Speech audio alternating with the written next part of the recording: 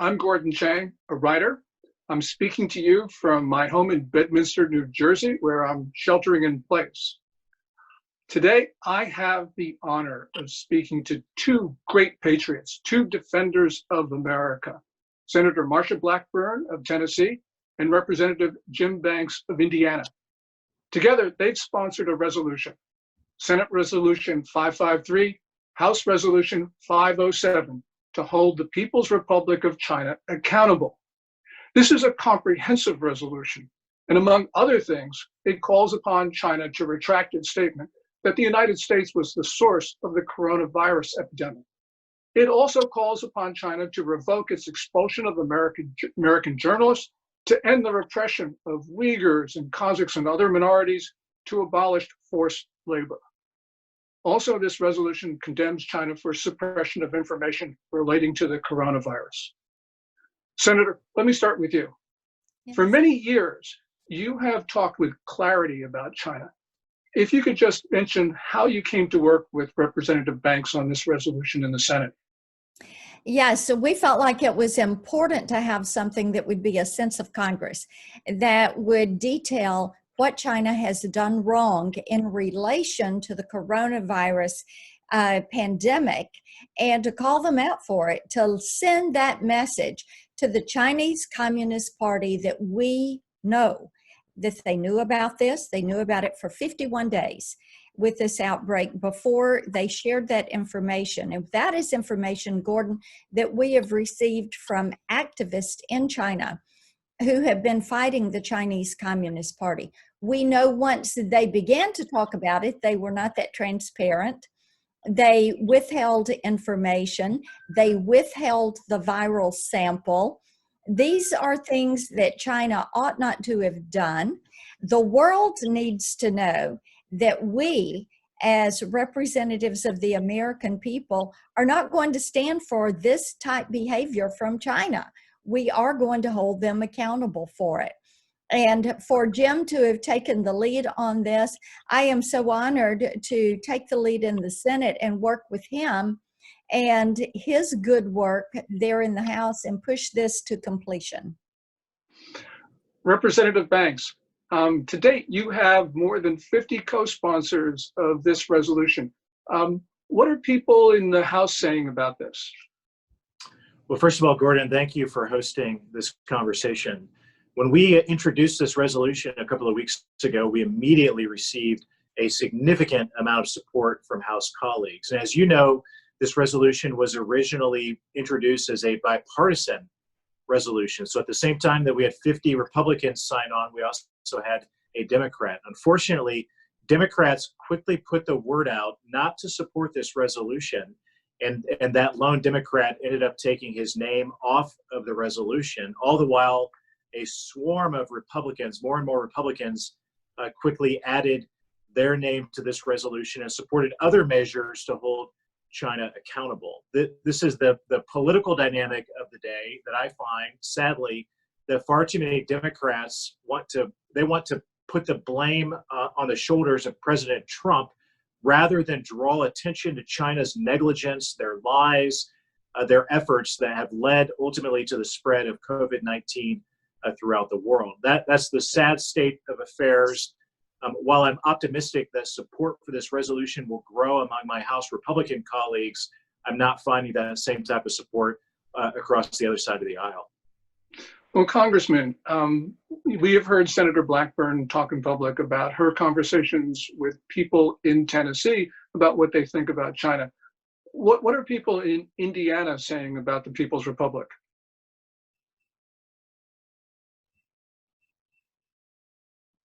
Trying to wreak havoc on the American economy. I come from Northeast Indiana. Fort Wayne is the largest city in my district. We have the most manufacturing jobs per capita of any congressional district in the country. So we've seen what China has done to steal our jobs. Now my constituents are fully aware of what China has done to what they've been responsible for in the spread of the coronavirus and how they've lied to cover it up. I mean, just yesterday, there was a new report out about what China is doing to prevent research on the beginnings of the virus and how it started and the outbreak in Wuhan. We're all aware of what China, the disinformation campaign of China to put blame on the United States of America.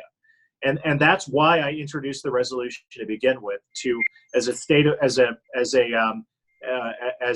act of Congress for my constituents to know that I'm doing my part to show that China is responsible for the spread of the coronavirus, not the United States of America, and therefore China should be held accountable for the mess that they've created. On top of that, Gordon, my daughters, I have 3 of them. They're aged 10, 8, and 6. And we voted in Congress now to add trillions of dollars onto an already massive national debt. My daughters shouldn't shoulder the blame for the sheer cost of the coronavirus. The CCP in China should shoulder the financial cost of the coronavirus instead. So this is the first of many efforts, I hope, that will hold China accountable and force them to pay the enormous cost, not just in the US, but around the globe, for what Americans and what people around the world are enduring at the moment. Senator, the congressman talked about holding China accountable. Yesterday, President Trump mentioned that something will be done. You've talked about this issue for weeks. If you can give us your thoughts about what the United States must do to hold the Chinese accountable for clearly all of the suppression of the epidemic and everything else that's followed from it. Yes, Gordon, and it's not only the epidemic, we could go back decades on this, but focusing specifically on the epidemic, passing the resolution that Jim and I have that sense of Congress, that we know what they did and the world knows what they did, and holding them to account for it. That is one thing. Secondly, I have talked about the need for China to waive their debt. They hold over $1 trillion in our debt. Jim just talked about his daughters.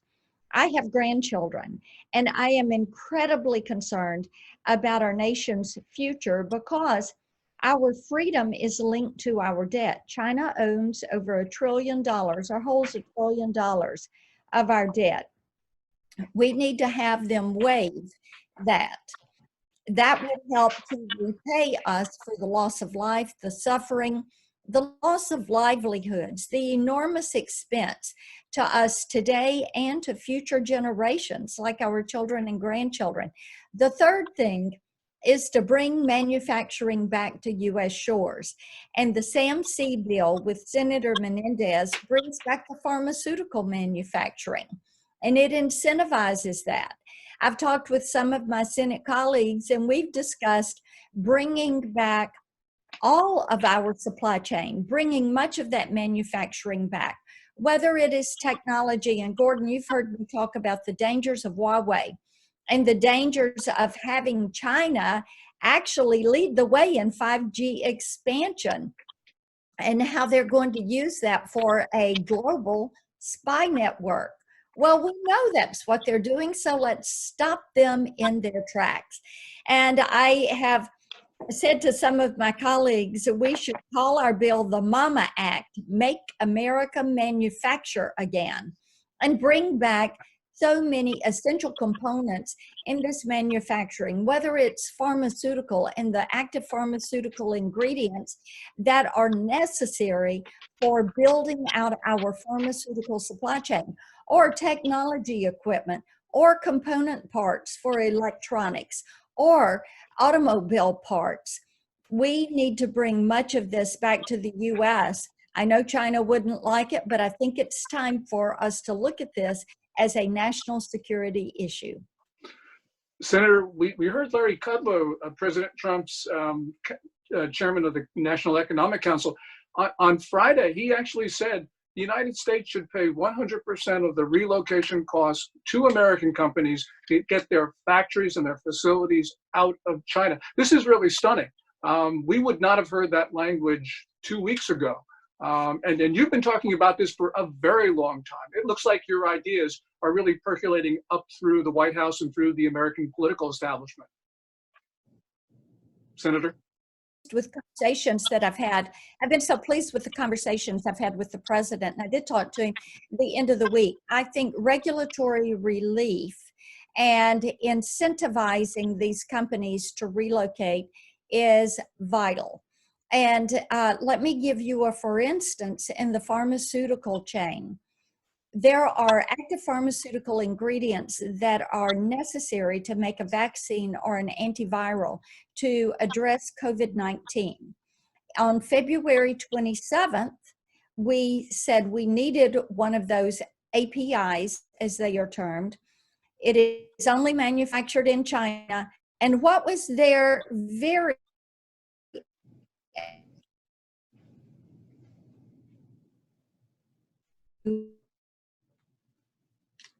not being vulnerable. When it comes to electronics, rare or certain, that we have our supply chain for those rare earth minerals, and that we're able to continue our computerized and electronic supply chains. Congressman Banks, I've driven through Gary, Indiana. I've seen that some of the manufacturing there has been hollowed out. What are your thoughts about bringing back manufacturing and having the taxpayers foot part of the cost? Well, Gordon, I believe my constituents, Hoosiers at large, are ready to begin that process. The conversation that I hear every single day is we as a society are willing to pay more to bring our jobs back and produce our products right here at home. The low cost incentive of producing products in China has led us down this path of havoc that we're experiencing in our economy today. So this is why I'm so proud to partner with Senator Blackburn, who I served with in the House. She drew my attention to a lot of these issues as a freshman representative, and now working with her in the Senate, myself in the House, on issues to re-incentivize American production jobs back in the United States is really good for Indiana. It's good for the rest of the country, and it will help us avoid issues and disasters like this one in the future. You talk about disasters, Congressman Banks. You know, we talk about products from China being low cost. Well, you know, I think we've just discovered that the price at the store is not the entire cost. What we have seen is our relations with China have resulted in this pandemic reaching our shores. And it's been, of course, at a cost of American lives, but also at unprecedented economic damage. We have not seen this in our lifetimes. And then one would have to go back, I suppose, to the Great Depression. It just seems to me that we have to take into account that China is a big cost, wouldn't you think? No doubt about it. Consider for a moment that the VA, the largest healthcare network in our country, purchases a vast amount of their pharmaceuticals coming directly from China. And when you unpack scenarios like that and what that has done to destroy the supply chain and make it far too difficult for us to serve the American population, from pharmaceuticals to so many other areas of our economy, there's so much more that we have to do to unpack and change the dynamics so that we never endure something like this again. Senator Blackburn, this morning, Josh Rogan of the Washington Post wrote a story about how American officials toured the biosafety lab in Wuhan, the Wuhan Institute of Virology. And in 2018, they came away distressed that there weren't sufficient safety precautions in place. And they actually even warned that there was a possibility of a SARS-like epidemic that could start at that lab. You have been talking about Wuhan. You've been talking about how the Chinese have covered up this epidemic. Where should we go with this information that Josh Rogan has just put out? My hope is that we're going to see an investigation begun. And this is something not only back into 2018, but the prior administration into 14 and 15, looking at the lack of security around these labs in Wuhan and the concern there for what was happening with these coronavirus research projects. And knowing the coronaviruses are very dangerous, they jump from animals to human, knowing that these bats, these horseshoe bats, were a primary place of incubation for these viruses, it is just, it was so important. And I think it's interesting this concern and brought it to the attention. And, you know, Gordon, one of the things we have to realize is when we talk about these events, such as we have had in Wuhan, we talk about a whole of government response. What we also have to do is make certain that, like these scientific diplomats working with the Department of State, working with NIH, working with CDC, that we begin to say, how do we make these agencies more flexible, more agile, so that when there is something raised like this, there is a more rapid response? Oh, there absolutely has to be a rapid response because we've seen what's happened. Both of you are in agricultural states. And so let me ask Congressman Banks, China, of course, is a big purchaser of US ag in general. What is the relationship in Indiana between farmers and China these days? Well, it's a mixed relationship. The open markets that our agricultural community is relied upon throughout the world, not just in China, but abroad, are important to their livelihood. That being said, I'm hearing from farmers every day about how much destruction they're enduring at the moment. I had one dairy farmer send me videos of him dumping milk. He said it was the saddest day that he's ever had on his farm, as they had to dump several hundreds of gallons, if not thousands of gallons of milk on their property. Other farmers that are experiencing the destruction as well. So as they become more fully aware of situations like this, and like so many others in our local economy, never want to endure something like this again, they want to do something about it as well. Senator Blackburn, what about the farmers in Tennessee? Oh, one of the things we're hearing from the farmers in Tennessee is it is planting season, and they're wanting to be out there. They're wanting to make certain that we are focused on moving back to work. You know, our farmers have had they've been really so encouraged by President Trump's work with trade, and they are really looking forward to having a good year based on these new trade opportunities. And the USMCA, the phase 1 agreements with China, they think this is good. Of course, the Japan agreement is in place. So our farmers were geared up and ready to go. They are very concerned about meeting their financial responsibilities because as they have planned for this season, they have bought new equipment. They want to make certain they have people who are ready to work with them to get these crops in the ground. They are hopeful that this is going to be the best harvest that they have had in years. Is there going to be a problem getting crops out of Tennessee because of the logistical chain, because of the epidemic and the shelter-in-place rules? They are hopeful that this is going to be over soon in our state. Oh, okay, that's good news because that's been an issue for factories around the world about getting their goods not only out of the factory floor but also over to the ships. Congressman Banks, we heard the senator talk about Huawei Technologies. That's the Chinese telecom equipment manufacturer. They seemed, at least before the epidemic, to be able to capture 5G around the world. What are your thoughts about Huawei and the United States? Because Huawei supplies a lot of telecom equipment for rural networks like those in Indiana.